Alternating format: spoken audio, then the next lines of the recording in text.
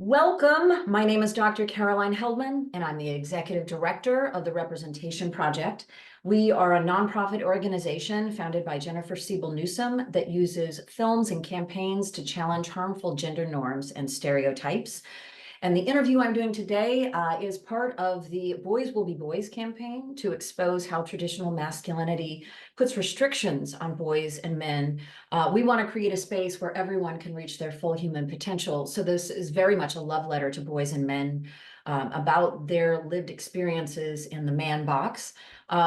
Boys will be boys to us means that boys and men can be anything and everything they want to be without the constraints of restrictive masculinity. And I am delighted to be interviewing Jeff Perera today. I have followed this person's work for many years, and I'm just honored to be speaking with him. Let me tell you about Jeff before we hop into some questions. Jeff is a writer and an in-demand speaker who builds bridges between people of all genders, having spoken to tens of thousands of people across North America about gender, about masculinity, empathy building, focusing on men helping to end gender-based violence. He's been doing this since 2008. Jeff is a storyteller who inspires new models of what is possible for men and for young men, and helpful versus harmful ideas of manhood, where we work, live, play, worship, and study. He has delivered 2 TED Talks. His first talk, Words Speak Louder Than Actions, looks at the power of gendered words. And if you haven't watched it, I know we promoted it on our social media channels. You should definitely check it out.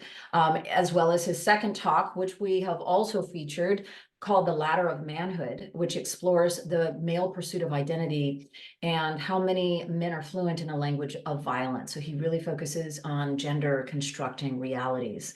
In 2011, Jeff curated the first ever TEDx Women event in Toronto. He also, and this is a truncated bio, he's done much more, but you get the sense of what this man has. He's just incredibly productive and entrepreneurial in his gender justice work. He created the site Higher Unlearning, which offers written pieces and videos exploring how our ideas of manhood play out in everyday life. Welcome, Jeff. Thanks for having me. It's really great to share space with you. And for those joining us virtually now or watching it later on, just thankful for all that you all do to make the world a better place. Well, it's really is quite a treat because you are in the lives constantly doing direct work, service work to help improve the lives of men. And I'm curious, let's jump in with our first question. And don't worry, folks, you'll get plenty of time. Put your questions in the Q&A. We'll get to them. Jeff will get to them. But tell us about your path, your career, this path that you've taken to promote healthy masculinity. What is your personal story, and how did you know that this would be a major part of your life? Well, I'll take you back to a moment when I was a kid. I was probably around 5 years old. I'm in the back seat of my father's car, and my mom's in the front passenger seat. And my father's outside of the car. We're in a parking lot of a shopping mall, and my father's arguing with a drunk dude. And it's not physical, it's verbal, and it's very aggressive, and it's heated and heavy, and there's curse words and everything. And my father gets back into the car, and he slams the door behind him, and he puts his hands on the steering wheel.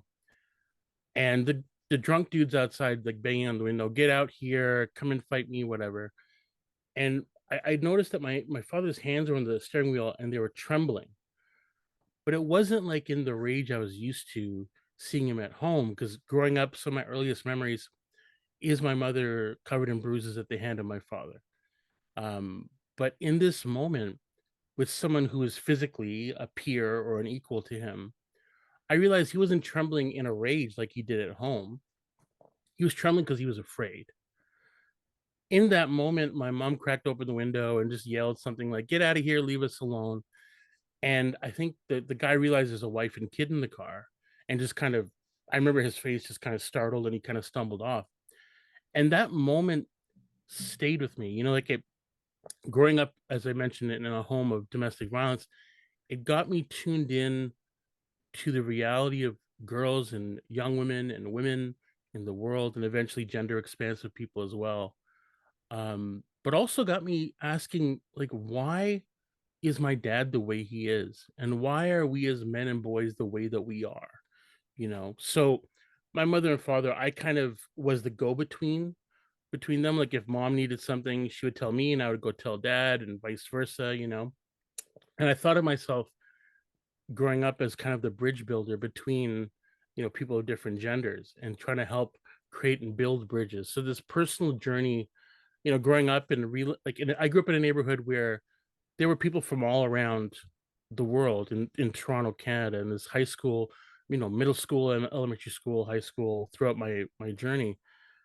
And when I would hang out with my male friends, one on one, we would talk about, watching the Care Bears or, things like that. But then when we're with the boys, obviously things changed. And as we got older, the performative stuff changed as well.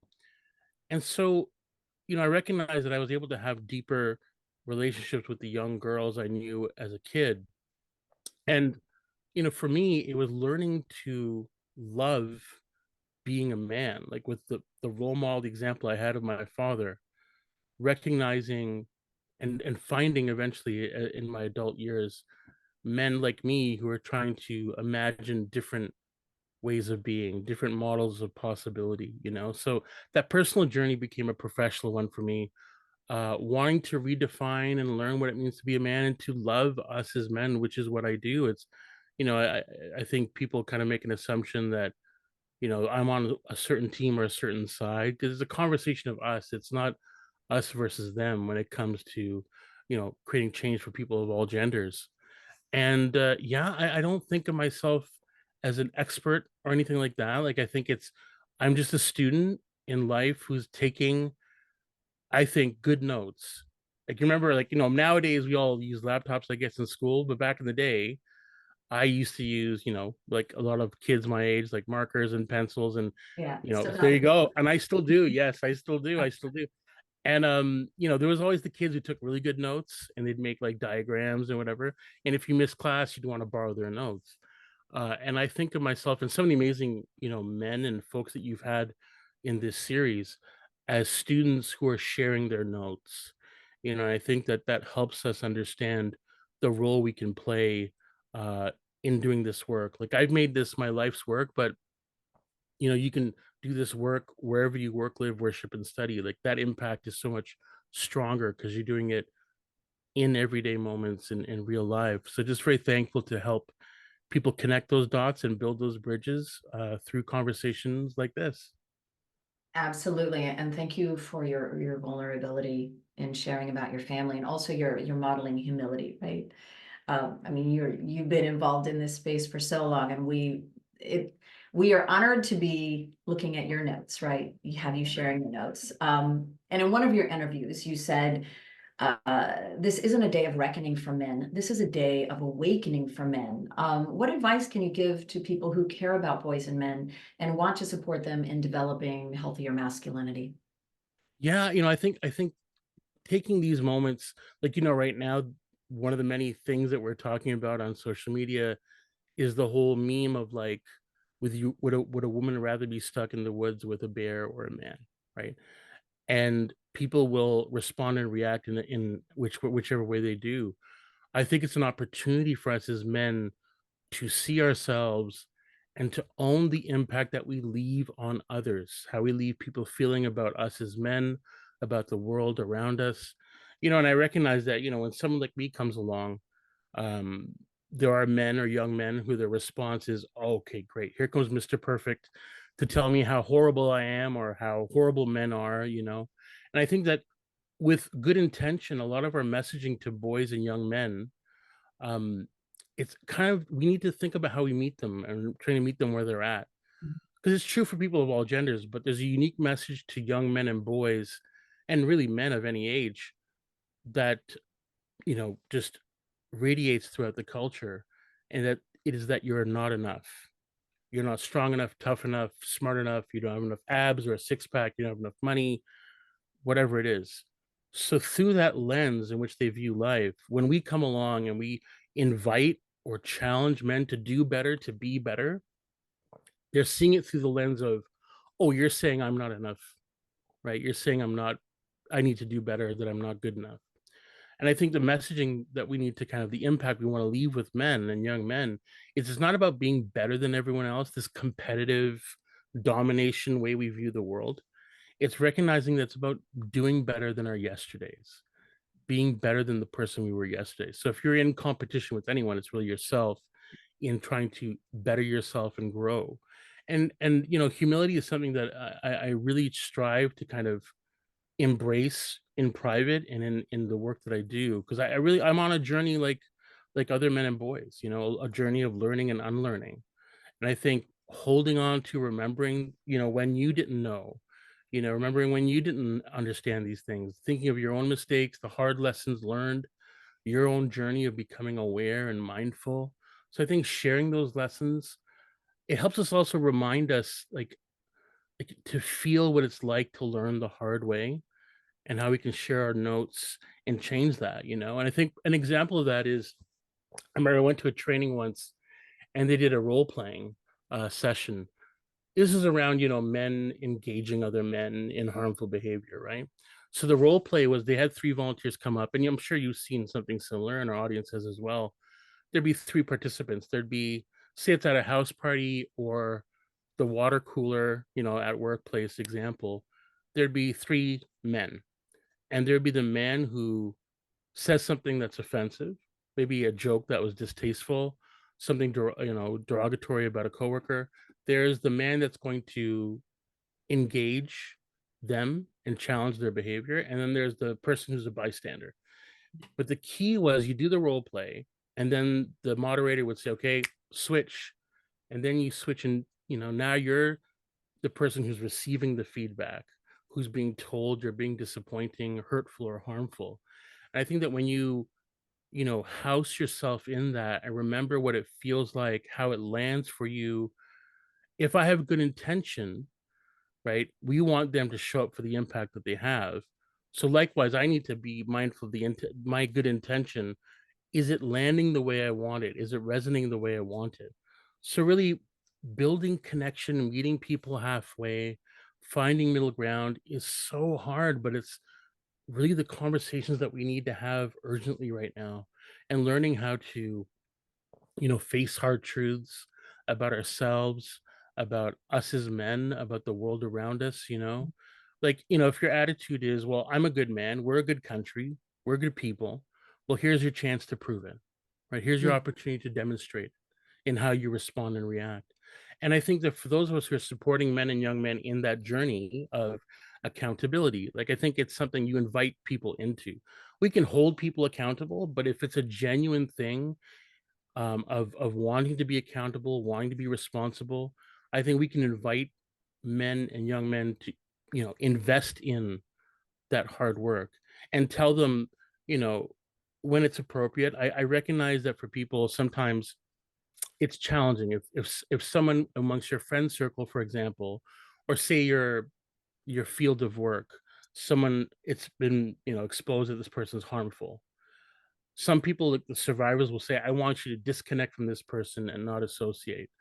And centering and respecting survivors' needs is important. But it's also thinking about what impact is this person going to continue to have? I don't want them to go and continue to cause harm either. So when it's appropriate, when it's possible, continuing the friendship with someone, but saying, I'm here to support you on that journey. I'm here to help you. I'm not here to, you know, like get away from accountability. Like I'm here to be Mhm. part of that process for you. You have to Mhm. do the heavy lifting and hard work, but I'm here to help you along a journey of accountability. And I think those are things we can do with the men and young men in our lives.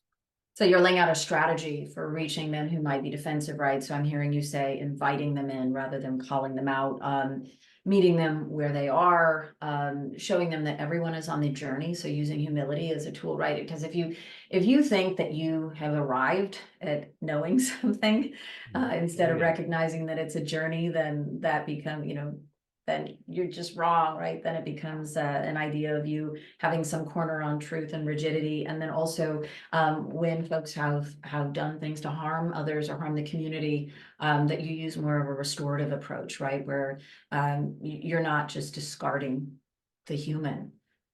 Well, and it's every situation is unique. There are situations where you know, the approach might be different.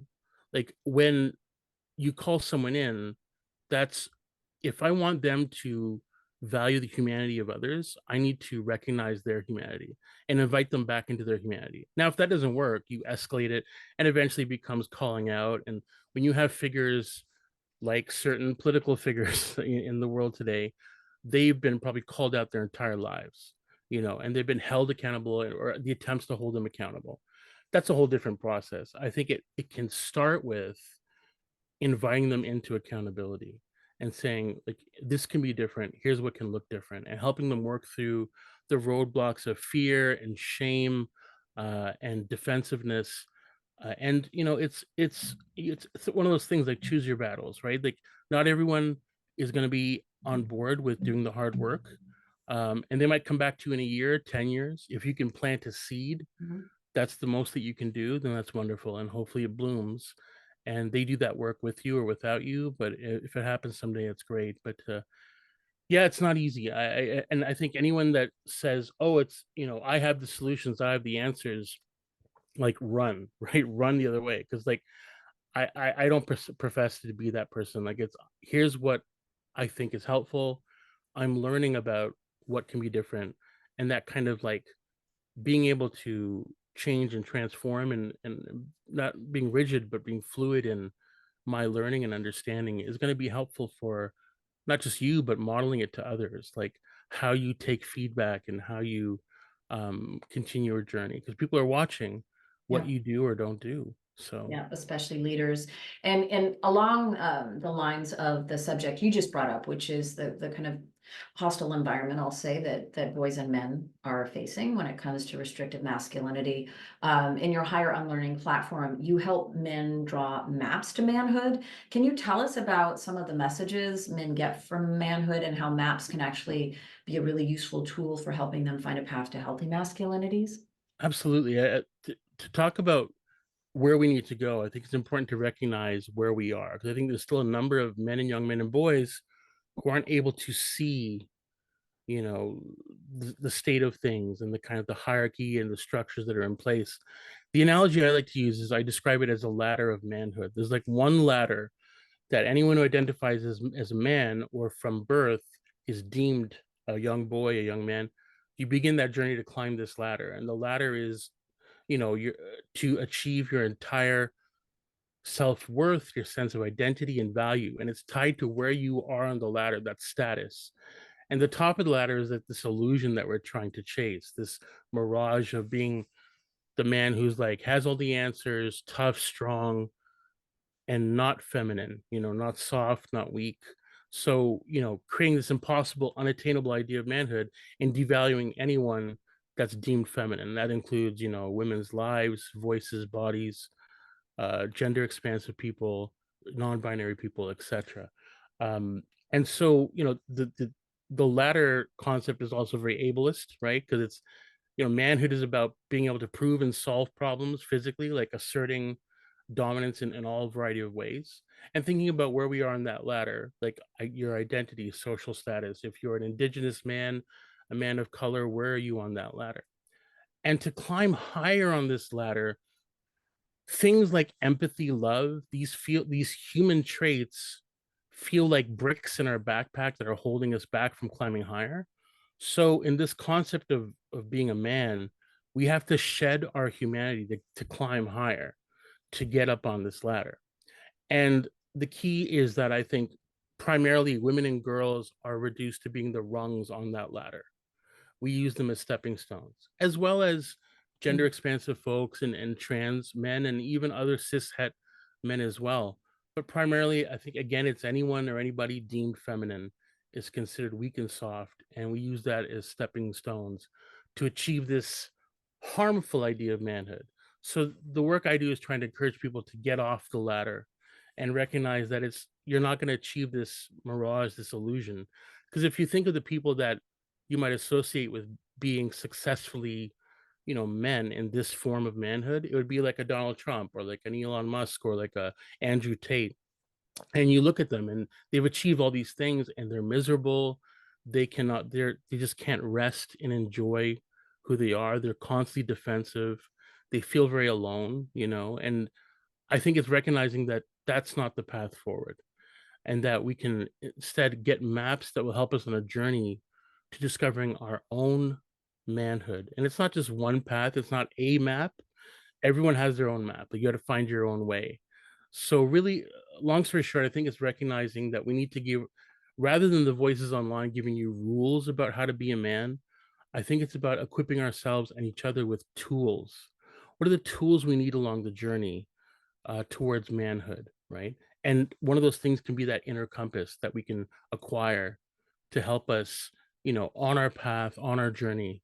Because you're not alone, but it's you deciding what way is best and what ways help us go forward. And the maps that we create, again, you're not alone in that. You can get support and help in trying to find your path and your way in your journey.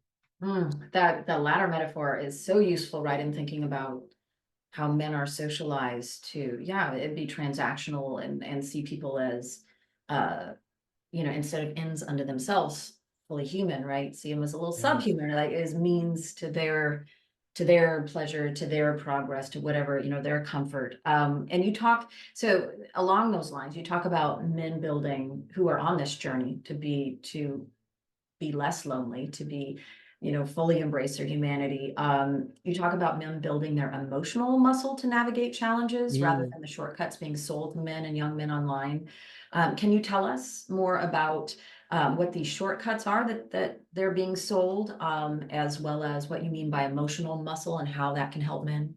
Yeah. So um, we think of the era that we're still in, or obviously, but whether you want to think of it as the with the Me Too era, Black Lives Matter, conversations about the reality for Indigenous people, trans lives around the world.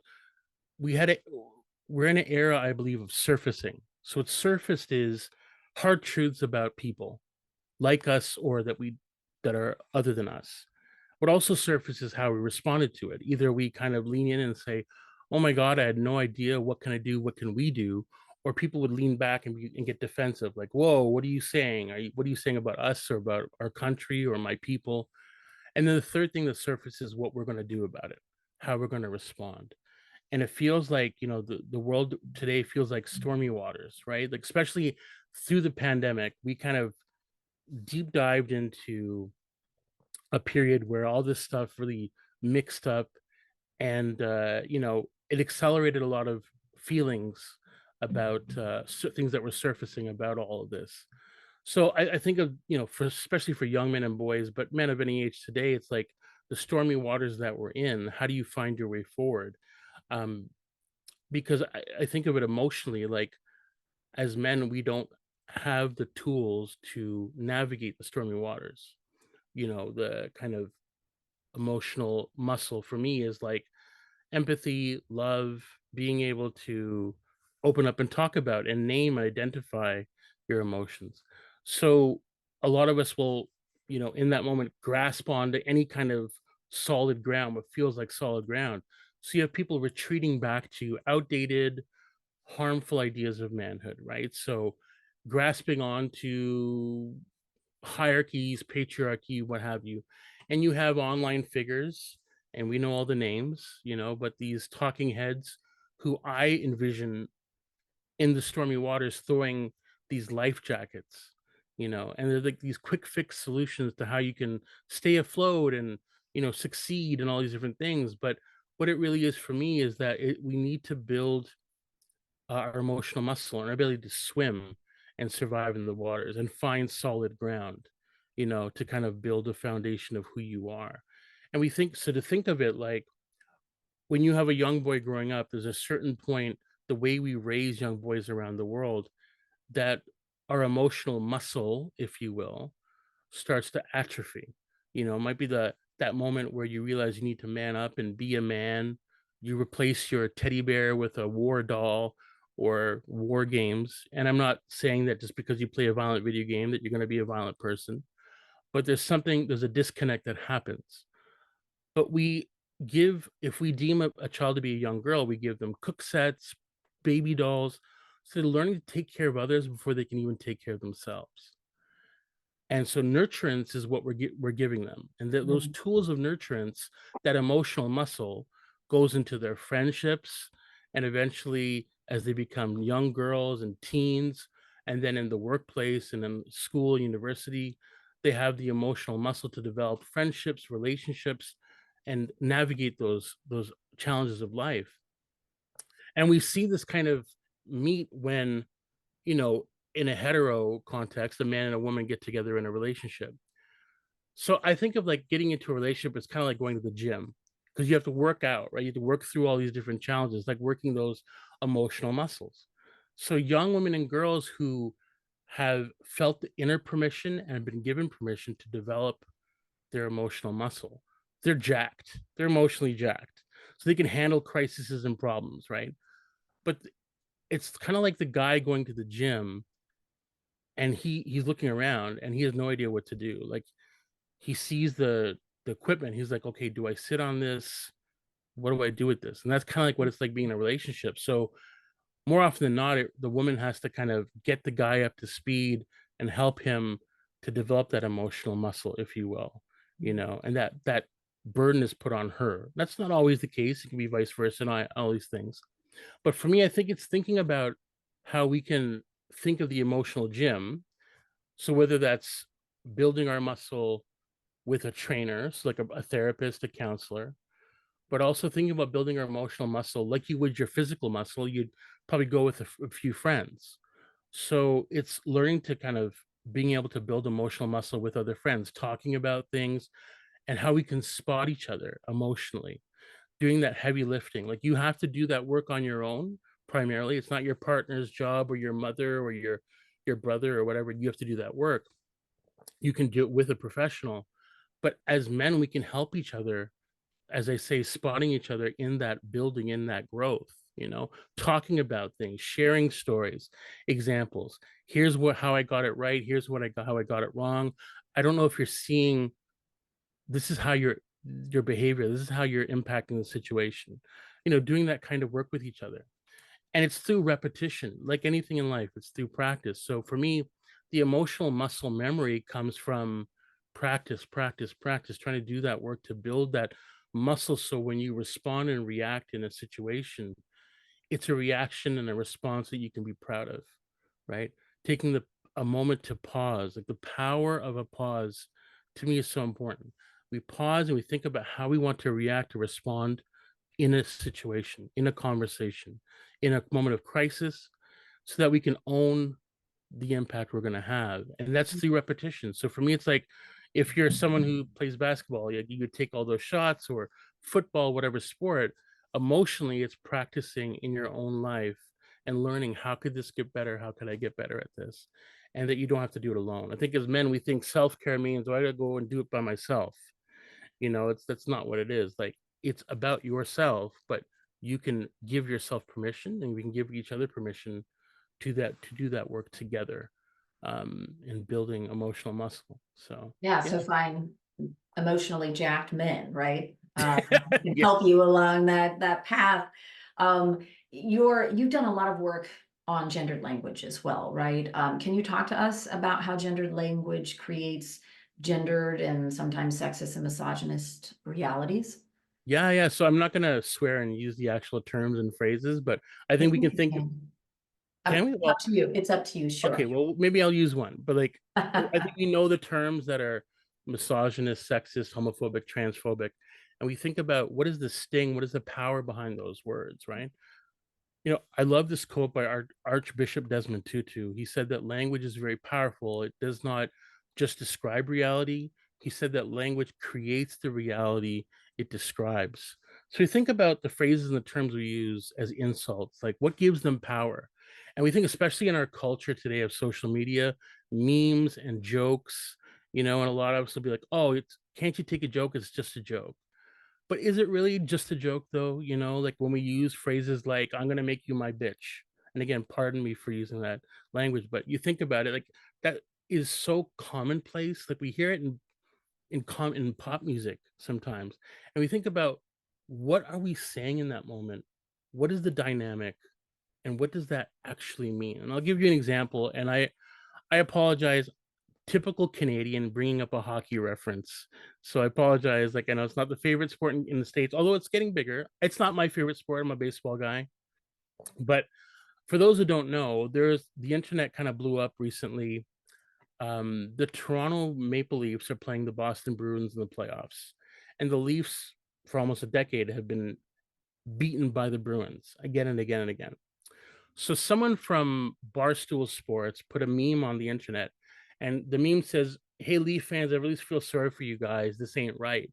The image is of two bears, and the kind of mascot, their logo is a bear, and the bear is in the middle of the ice, and he's he's basically sexually assaulting a white polar bear, which is supposed to be the maple leaf, and the polar bear's in a maple leaf jersey. It has a tear, and it has a like a ballerina skirt around its body. And the bear is basically raping this bear from behind. And people, thankfully, a lot of people were like, "This is not funny. It's just a joke. It's just a cartoon. It's bears. What's your problem?" The insult is that we're gonna dominate you. I'm gonna make you my bitch. And within, I think it was 24 hours, there was a coach of another team called the Tampa Bay Lightning who have won many championships recently, but now they're kind of the downside of their uh, powers as a team, and they lost horribly. And the coach, who has a reputation of being a really great guy, he said essentially, like, it's like our goalies are wearing skirts out there. Mhm. In the moment, there's this discourse about this image.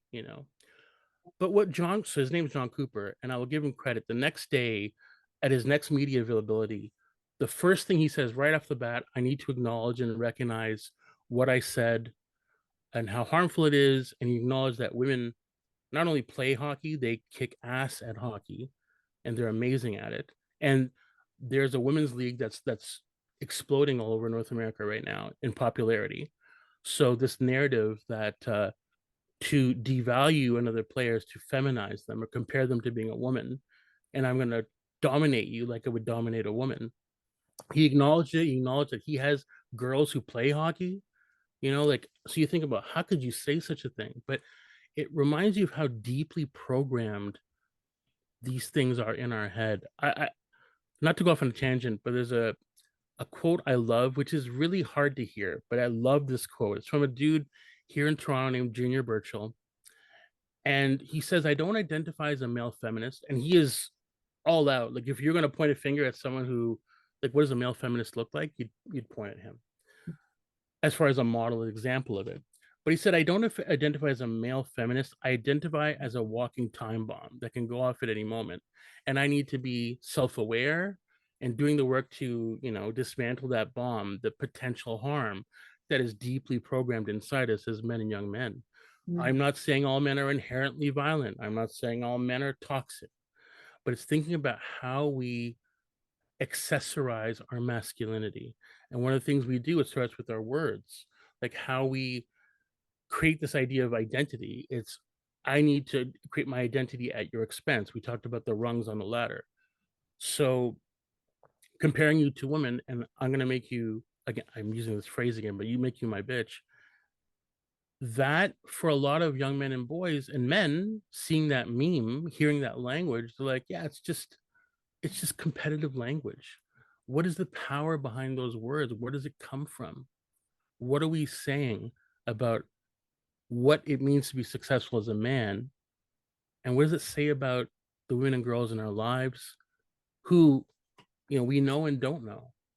So thinking about the power of the words we use as insults, and I recognize, like, when you sit back and think about it, the phrases and the terms, there are so many of them.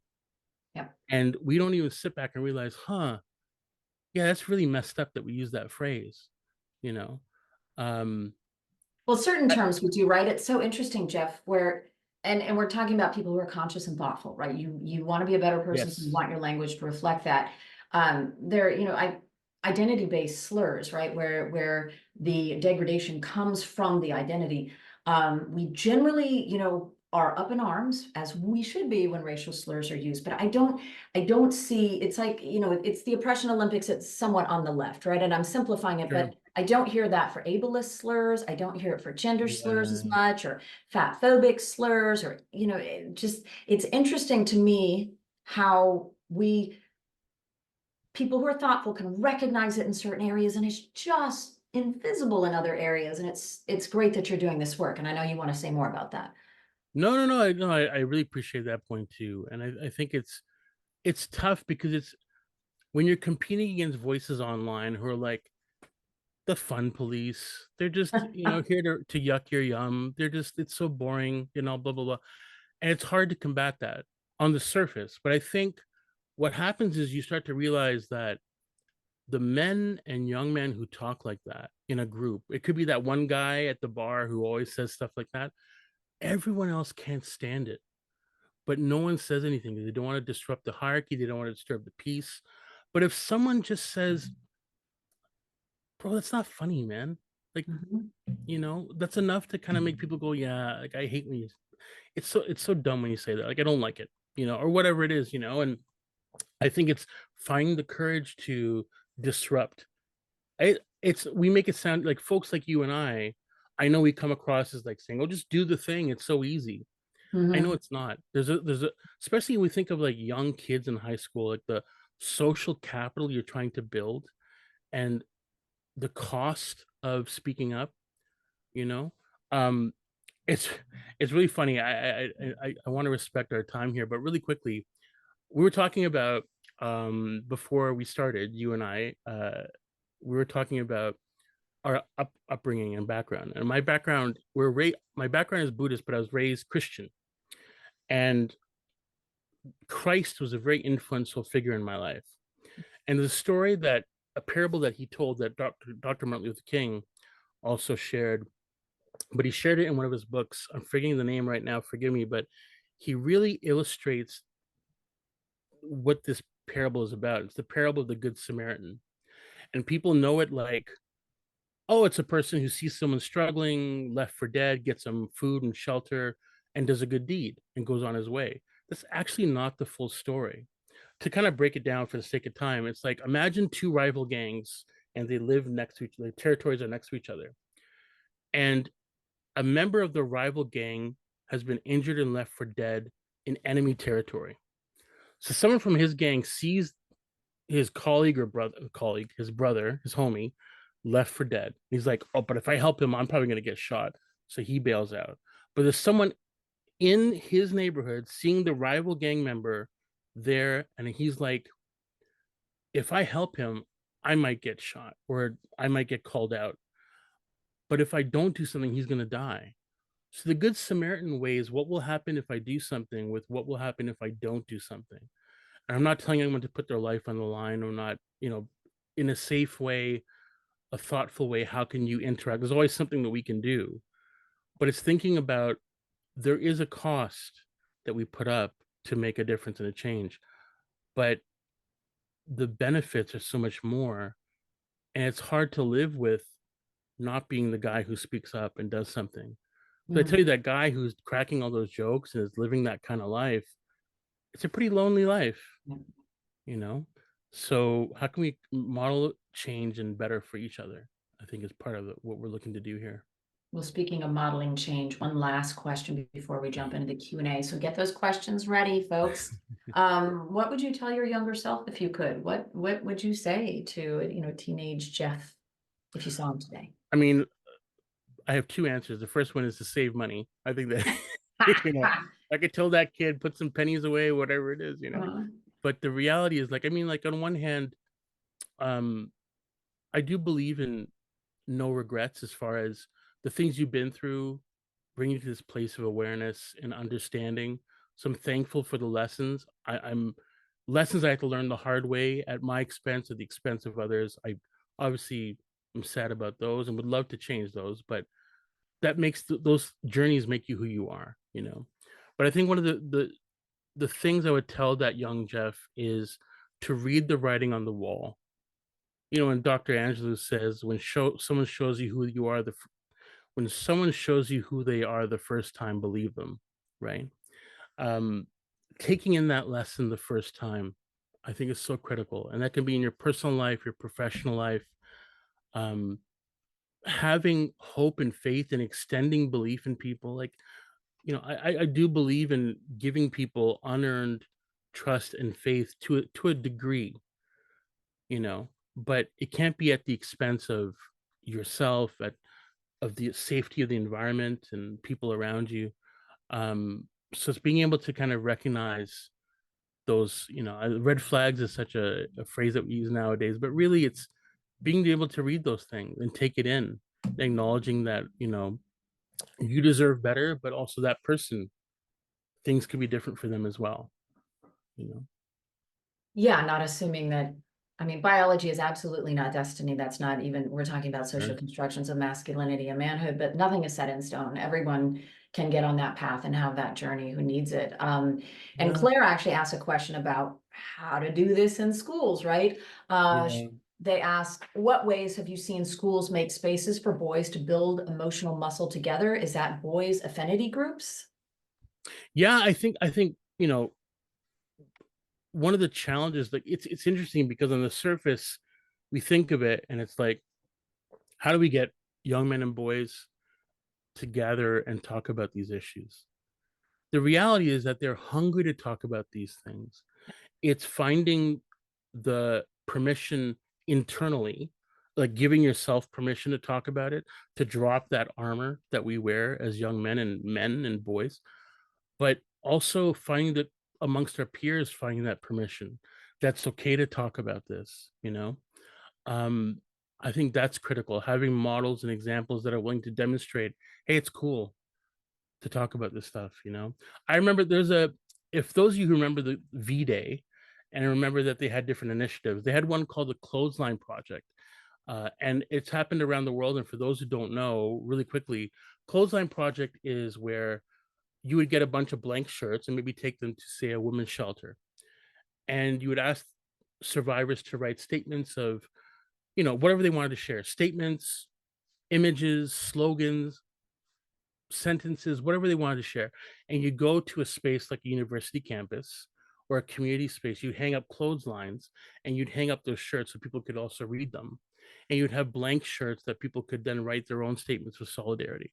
Like the idea of back in the day that when women would do their laundry, that was the moments where they could kind of whisper to each other hard truths about what's happening in their lives, like airing the dirty laundry kind of thing, right? So you'd have this event on campuses, and I did one on a campus years ago, and I was staffing one of the tables, and a group of four guys coming back from the gym walked by the table, and I explained to them a little bit more elaborately than I did you all, like for the sake of time, but I explained to them what was happening, and the four guys were staying there, young, like looking like first, second years, and they're looking at the table, they're looking at the shirts, looking at me. But when they realize it's a woman thing, they started to kind of piece out and we're like, all right. But the one young guy in the middle of the group was looking at the shirts, looking at me and listening.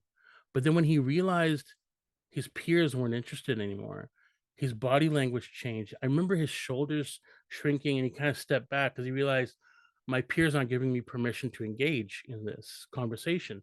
Just in that moment, a dude walked by that they knew. So like, oh, what's going on? They start, pound, shaking hands, talking. And in that moment of distraction, the young guy came back to me. He's like, tell me more about these shirts. Mhm. And that stayed with me because I think if we give each other permission to have these conversations, you can move mountains. Yeah. So helping, I think, young boys in spaces like schools, it's okay to have the conversation. We're going to have it together. This isn't a blame or shame conversation. It's creating a space for us to talk about these things openly, to dig in and do it together. And then we're going to go there together. I don't have a quick fix formula for everyone because every school and every space is unique, but it's thinking about what is helpful in our space.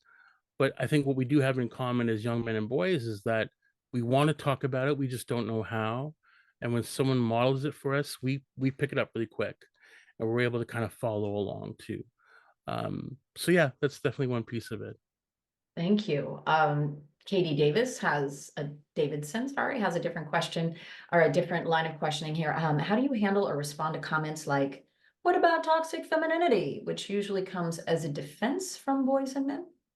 Yes, I mean, look, the reality is that when we think about harmful, hurtful, disappointing behavior, that's people of any gender are capable of it. And I think that there are things that we do need to be accountable for, regardless of your gender.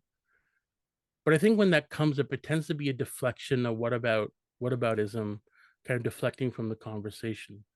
And I think that there is room to talk about, like right now in schools, young girls, we talk about building emotional muscle, talking about them being emotionally jacked and maturing, you know, a stereotype, but generally we're seeing them mature at a quicker pace than young men. And there's some young girls that can kind of make that clear, you know, and belittle and maybe ridicule and make you feel small. So I think rather than focusing on, what's happening there, I think it's thinking about, let's work on us as guys and what we need to do. You know, I recognize that it is a conversation, and it's not really my place to kind of police or encourage young women and women as far as their behavior and attitudes. I think it is my place as a person, as a role model and as an example. Sure, I get that. But my focus is I want to focus on modeling better behavior and better ways to respond to things. And in doing that, that can also be modeled for people of any gender, but I think it's thinking about if it's a genuine conversation with good faith and in earnest, you can have that conversation and engage. But if it's being done as a kind of like defensive mechanism or a combative debate point, I think it's naming that in the moment and saying what is the real issue here? What is the conversation that you're looking to have here? What are we Right. really talking about? Getting to the essence of what a comment like that means is Yeah, help. defensiveness is guaranteed. That's why it was so vital what you were saying earlier about meeting them where they are and, calling in instead of calling out. And Tim says, boys to men groups provide a space for boys to talk with one another about these issues. So providing a resource. Thank you for that. We do have a question from Anonymous. The hockey example really hit hard. Being Canadian myself and a former female hockey player, I literally had a similar experience when I was in grad school and wanted to work with a hockey team at my grad school. I Mm. played D1 as an undergrad with NHL coaches, and the school's hockey team was D4, but the head hockey coach told me I would be a distraction and I should work with figure skaters instead. I Mm. ended up doing that, but I wonder what would have been a better way to respond to that coach so that I could have worked with the male hockey players at that school. Any advice for that situation? It's so tough because in these situations when it's, gender discrimination, racial discrimination, it is left on the person who's received the hurtful and harmful comment or behavior. It's on them to have to respond. Like it'd be ideal if like it was people in that space in that community who also joined with you, you know.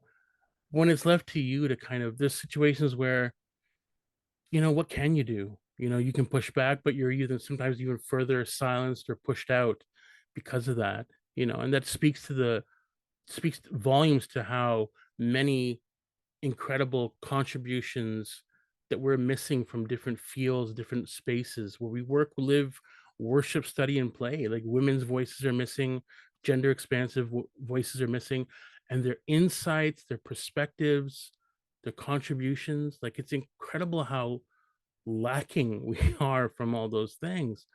Um, I don't know if you have any thoughts, Carolyn, about that as well, but it's heartbreaking to hear. And you think about, for me, it's like I would want to talk to the coach or I want to talk to the men in that space. Like, uh, if you were aware of it, what were you doing or not doing about it? You Right. know? Yeah. How are you Yeah. taking action? And you talk about the importance of gender expansive and folks and women and girls in these spaces and how they erasure. I mean, how much we're missing, how much we're losing in terms of creativity and leadership and entrepreneurship. I just think about all for example, the women who've been pushed out of the music industry and the entertainment industry, like what sort of artistry have we missed because of sexual violence and harassment? And Ariella has a question along these lines. They ask, what are ways gender expansive people, women and girls, can better support young men and boys? What do you wish more people understood about what men and boys are currently navigating? Yeah, I mean, like, this is part of the beauty and kind of it's the sad, tragic piece of this is that for a lot of men and young men and boys, the women in our lives do a lot of this work for us. They do a lot of that heavy lifting, the emotional labor, the emotional muscle building, with us. Having said that, obviously, it's a demonstration, right? When people who are anti-feminist, it's again and again, women and girls, gender diverse people are invested in the lives of cis hetero men. They care. They want to show up and do that work despite everything that's happened to them, that happens to them, the struggles, the hierarchy of, the violence, all these different things. So I think, having said all that, there is definitely an impact that women and girls have and continue to have and can have, modeling and demonstrating that, you know, the idea of being a man can be expansive and it's not just one particular way. And valuing vulnerability, because like as men, when we feel vulnerable, it's like either something we do as a transactional exchange. Like I always think of like in the Barbie film, right? You would grab a guitar and play a song and demonstrate your vulnerability in exchange for like the oohs and ahs and maybe in a romantic sexual gain with a lover. Um, or vulnerability is seen as a threat, right? We feel like we're in a place of threat as men when we open up and go there. So it's helping them recognize that it's okay, like we value that, like it's as manly as anything, and helping them to recognize that like the way, again, masculinity I don't think is toxic, but it's about how we accessorize our masculinity. So if you think of it like a tool belt, what tools do you have? Some of us only have a hammer. That's how we handle problems in our life. Everything is a hammer. And it's not to say everything has to be sandpaper to smooth everything out. You need a diversity of tools. And I think that we can encourage guys that it's okay to have all these different tools, all these different emotional tools, right? Like tenderness, emotional literacy, empathy, love. Thankfully, we're seeing that these are human traits, leadership traits, more and more. But when it shows up in a young man or a boy, like that, we acknowledge it and it's cool and it's very normal and it's and not policing it, whether we're using the man box analogy or my ladder analogy, recognizing that no, it's helpful for you and for all of us for you to be a holistic, full human being. So in the Hmm. ways that we can encourage it, I think it's very helpful. Claire has a practical question about that. They ask, can you share a story about a boy or a group of boys who have been given space to practice expressing love, empathy, and vulnerability? What was their transformation like? Well, I'll give you an example. I worked, again, we talked about this before coming on, but unfortunately, my work is a lot of one and done. I would love to come in and be able to do ongoing sessions with men and boys, but it's usually I come in and do the talk, do the 1 hour talk, and then hopefully I planted seeds. I did one at a school. It was a school that years ago was embroiled in a huge scandal. There was a hazing ritual with their young men's sports team, a horrific hazing uh, uh, series of sexual assaults. And the young boys that were in grade 7 at that time when the scandal happened, now they're in grade 12 and they invited me to come to speak at the school. The Mm. students did, not administration or faculty. Mhm. They looked me up, they saw my stuff, they reached out, can you come talk to our school? And they were examples of, and of course, across that whole group of grade 7s that went on to be in grade 12, I'm not saying they all had this journey, but those young male students, it was an all male school, male identified school. And, they modeled in bringing me out, but also in the work that they've been trying to do, the kind of culture, the kind of impact that we want to have, what's the kind of legacy we want to have here at the school, and in their journey of growing up personally and also academically and professionally, they wanted to take ownership over, this is the kind of school we want, here's the culture we want, here's the atmosphere we want. And they, I did my talk and I invited them to come up afterwards and kind of name the elephant in the room, and we talked about it, and they talked about you know that moment for them in grade 7 where they were like, this has brought on a great shame on our school and our community, our parents, everyone's just like, oh my god.